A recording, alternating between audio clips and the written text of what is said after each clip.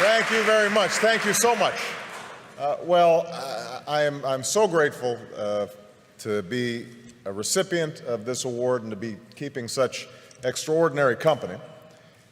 I first of all want to thank all of you who are involved in making this possible, but the main thing that I want to do here is to just say how I'm inspired by the young people who are represented here, because I think that's the purpose ultimately of this foundation. And I want to tell just a brief story because Archbishop Tutu is here, one of my heroes, and let you know where I was when I was about your age. I'm really dating myself now, although I'm also dating the Archbishop, because back in 1979, I was a freshman in college at Occidental College in California. And I had had a somewhat rocky youth and teenage years. My father wasn't at home. I was growing up partly with my grandparents in high school.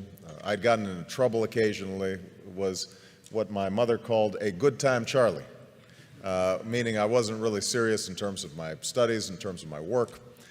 Had some awareness of the world around me, had some sense of injustice and unfairness, but it wasn't finely honed, it wasn't well developed. And I remember in 1979 arriving as a freshman and doing what freshmen do, trying to figure out what courses are and trying to change your study habits and trying to identify that food in the cafeteria, what it is. And we were visited on campus by a couple of gentlemen from South Africa who were representatives of the ANC in 1979, 1980. And they spoke about their efforts to overcome apartheid.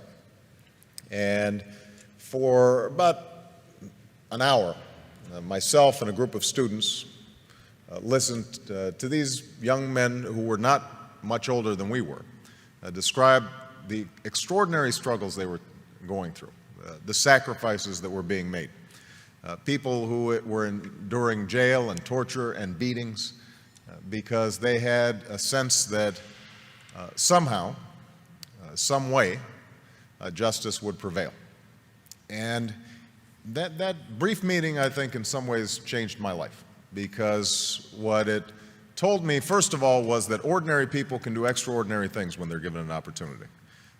We sometimes think that our leaders have to have fancy degrees or well-educated or some public office somewhere.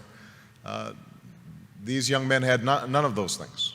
But what they possessed was an anger over injustice that they were able to channel in a constructive, positive way. And I thought to myself that they gave me some sense of the direction that my life might go.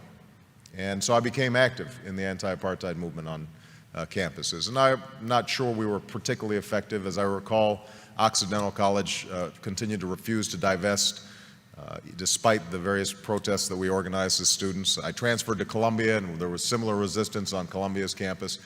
But over time, I like to think that I was part of that mosaic that applied pressure and ultimately helped those in South Africa achieve the extraordinary liberation that I would witness almost 10 years later as a law student. And I remember the image of Nelson Mandela walking out of prison and understanding that a seminal moment in history had occurred and that Mandela's long march towards freedom was not his alone, but was part of thousands of footsteps, of millions of footsteps of people all around the world.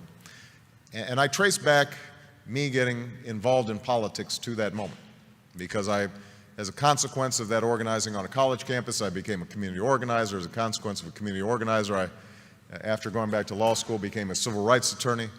As a consequence of being a civil rights attorney, I entered the state legislature, and I now stand before you as a United States Senator and as a candidate for president. And so the primary message I guess I have in receiving this award is that all of you represent enormous potential and enormous possibility for change, because we all know that injustice still exists. It exists here in the United States, in every poor neighborhood, and every inner city, and every rural community, all across the country. There is quiet desperation. Young people's lives are filled with sadness and desperation and anarchy and chaos. And obviously all around the world, we see those same symptoms of hopelessness made manifest in places like Darfur, in places like the Middle East, in places that too often are forgotten about and not written about until they flare up in tragedy. So I hope that all of you who are on the brink of doing extraordinary things decide to channel that talent and that energy and that imagination to figuring out how do you move the process along for a better history. You know, how do you put your shoulder against the wheel and move that boulder up the hill? And I'm absolutely confident that if all of you take up that challenge, the world is waiting for you, ready to be changed. Because I think we live in this moment in history right now where the hunger for change, the hunger for something new, the desire to break out of the ordinary, the self-interested, the petty, the trivial, is everywhere. And they're waiting for you. And so I hope that as you see the recipients of this award, you recognize that